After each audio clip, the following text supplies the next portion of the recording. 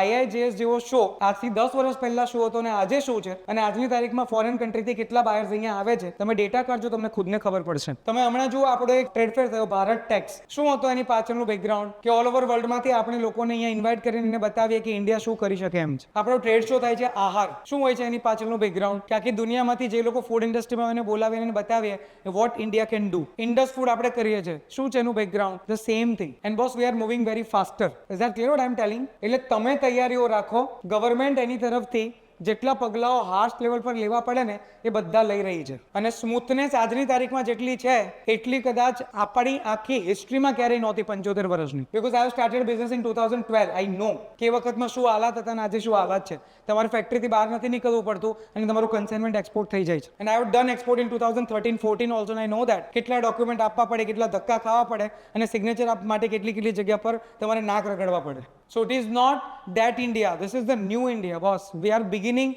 into the export market. World is focusing on India.